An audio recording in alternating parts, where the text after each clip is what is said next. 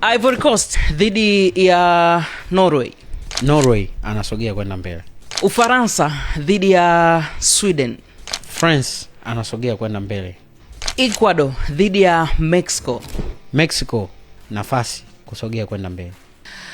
Kama kawaida tunakutana hapa kwa ajili ya kutazama kile ambacho kimeendelea kwenye kombe la dunia, na hizi ni update ya kile ambacho kinaendelea kujitokeza huko. Mpaka sasa hivi tunazitafuta mechi 104, mechi 75 zimeshachezwa. 72 kwenye hatua ya makundi, lakini 3 zimechezwa katika hatua ya 32 bora kwenye hiki ambacho tumekishuhudia mpaka sasa hivi. Moja ya story ambayo inaweza kuwa inazungumzwa zaidi, wengi hawakutegemea kama Paraguay anaweza kumtoa Ujerumani kwenye hatua ya 32 bora, lakini kile ambacho alikianza Japan jana dhidi ya Brazil, wengi waliamini kwamba inaweza kuwa ni mchezo mgumu, lakini mwisho wa siku Brazil akafanya comeback ambayo ilimrudisha mchezoni na kuweza kupata ushindi wa 2-1. Asubuhi ya leo Uholanzi walikuwa na kibarua kizito dhidi ya Morocco, na Morocco wanafanikiwa kufuzu kwenda hatua inayofuata kwa mikwaju ya penalty. Atores, mpaka sasa hivi tunavyozungumza tunaweza kuwa tunazungumzia timu mbili ambazo zinaweza kuwa zimefanya kazi kubwa ya kufika hapo zilipo,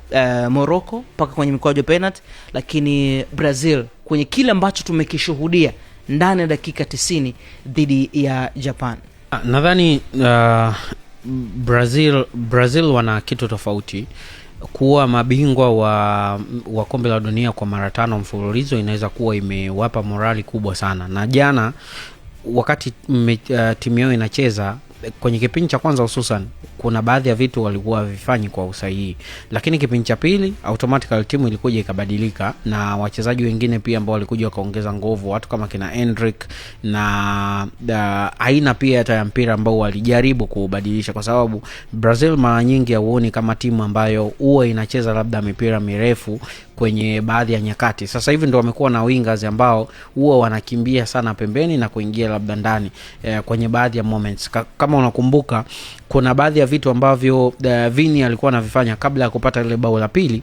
Baadhi ya wachezaji hata wa Brazil walikuwa hawapendezwe na kile kitu ambacho Vini alikuwa anakifanya, lakini kwa sababu tunajua ability yake ni nzuri kwenye kutafuta nafasi na kutengeneza nafasi, walikuwa wanajaribu pia kumpa huo muda na kuweza kufikiria namna gani kuingia kwenye matukio na kupata matokeo ya ushindi. Kwa hiyo Brazil kupita, nadhani dunia haijashangaa kwa sababu ya jina lao jinsi lilivyo kubwa. Ingeweza kudondosha Brazil kwenye hizi nyakati, watu wengi nadhani ndio wangeshangaa kwa sababu ya hilo jina Brazil kubwa na kutokuvuka kwenye hiyo hatua. Si kwamba Japani walicheza vibaya, walicheza vizuri hususan kipindi cha kwanza. Kipindi cha pili kilikuwa tofauti, lakini pia kwenye hizi timu zingine, mfano Ujerumani kuondolewa kwenye mashindano, na nadhani pia ni kitu ambacho hata mazingira pia mashabiki wenyewe pamoja pia hata timu ya taifa ya Ujerumani wenyewe pia bado wanawaza. Wamekuwa na moment nzuri wakati kombe linaanza, kwenye mechi ya kwanza kushinda bao nyingi zaidi, nadhani mpaka hivi sasa kwenye miongoni mwa mechi moja wao Ujerumani walishinda magoli mengi, lakini mechi ya pili pia kupata ushindi.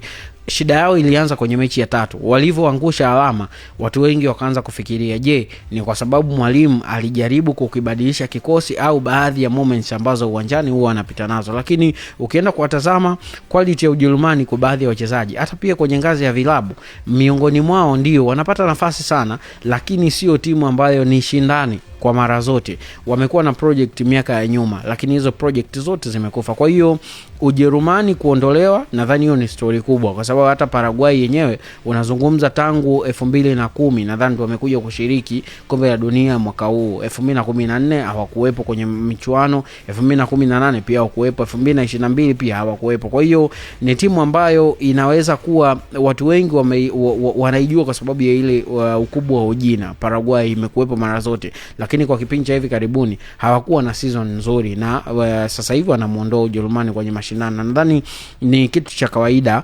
kwenye baadhi ya teams ambazo huwa hazipewi nafasi moja kwa moja kufuzu kuelekea kwenye hatua za mbele, lakini unapomuondoa Giant unaanza kutengeneza kitu tofauti. Na unakumbuka hapa sasa hivi Paraguay anasubiri mshindi kati ya mechi ya Ufaransa na Sweden. Labda na penyewe anaweza kufanya akafanya vitu tofauti na dunia bado ikaendelea kushangaza, lakini nadhani ni kitu tofauti. Paraguay ndio wametengeneza statement nyingine ya kumuondoa kigogo kwenye mashindano haya. Kwa upande wa timu ya taifa ya Morocco, nadhani wenyewe kitu pekee ambacho wamekifanya ni mwendelezo wa kuwa na siku bora kazini.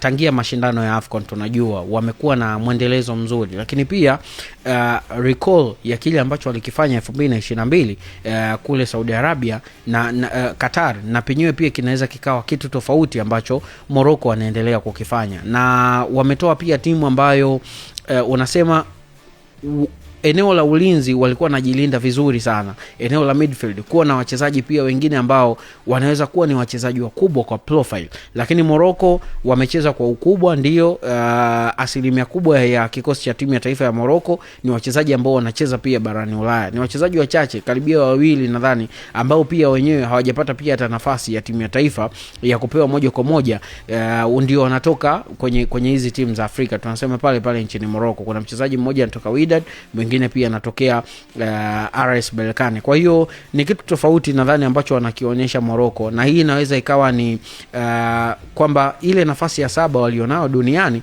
inaweza kuwa bado inaendelea kujustify kwamba Morocco ni timu nzuri, na inaweza pia ikawa na mashindano mazuri kwenye kadri siku jinsi ambavyo zinazidi kwenda, lakini quality yao ndio maamuzi zaidi. Wamekuwa na quality nzuri kwenye matukio baadhi, watu kama kina Saibari wamekuwa pia na ufungaji bora kwenye nyakati tofauti, wakina Brahim Diaz, ni kitu ambacho ni tofauti kwenye mashindano, na wanaweza pia bado wakawa na statement ya kuendelea kwenda mbele zaidi kwenye mashindano.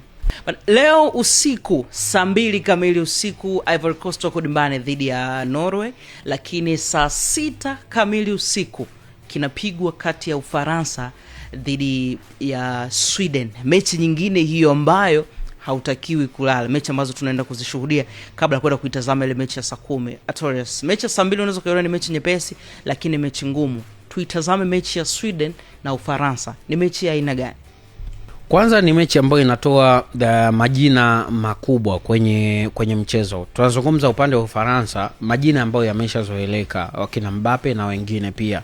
Lakini upande wa Sweden kuna jina kubwa sana, Victor Gyökeres. Huyu ndo ameonekana kama mwiba kwenye kikosi. Na Sweden ngazi yao ya kwanza ambao Graham Potter kaichagua ni timu ya kuwa na speed. Sasa je, wataweza kupishana na Ufaransa? Hiyo nadhani ni story nyingine ambayo tunaweza tukawa nayo, kwa sababu Ufaransa wamekuwa na kitu bora sana kwenye transition. Wanapokuwa wanapata mipira huwa wanakimbilia kwanza pembeni, lakini pia sasa hivi nguvu ya Olise iliyopo katikati kwenye eneo la number 10 ni kitu tofauti. Kwa hiyo mimi kwangu natarajia kuona mechi ambayo itakuwa na speed, ndio kama jinsi ambavyo mechi ya iliyopita ya Ufaransa alicheza dhidi ya Norway, japo alipata matokeo ya ushindi wa bao 4-1, lakini kulikuwa kuna kitu tofauti kilionekana kwa Norway. Sio timu pia ambayo ilikuwa chini, ilifunga ndio bao 1, lakini haikuwa timu ambayo labda inajaribu kuwa second team uwanjani. Iliwapa speed ndio pia Ufaransa, baadhi ya matukio ya kumalizia ndio hawakuweza na kukua na kitu bora. Kwa hiyo hawa ni matarajio ya watu ambao wanaweza wakawa mabingwa kwa msimu huu, kwa maana kwamba Ufaransa, lakini wanaenda kucheza dhidi ya Graham Potter ambao kitu cha kwanza na recall Brighton ambao alikuwa anaifundisha yeye kwenye EPL. Inawezekana alifeli kwenye baadhi ya projects alivyoenda Chelsea na pengine, lakini Sweden walimwamini na sasa hivi wamemkabidhi timu. Inawezekana Ufaransa bado akakutana na mechi ngumu, lakini yeye ndo ana nafasi kubwa ya kusogea kwenda mbele. Baada ya mechi hizo ambazo zinachezwa, tutakutana tena hapa kuweza kujadili kile ambacho kitakuwa kimejitokeza, lakini mpaka sasa hivi mechi 75 zimekasoro 29 tufike ile hesabu ambayo tunaisubiri, ile mechi 104, yani mpaka mchezo wa finali. Nani ambaye ataenda 16 bora, tutakuwa tunaendelea kulijadili hilo. Mimi ni Yusuf, nilikuwa na Atorius Fikiri.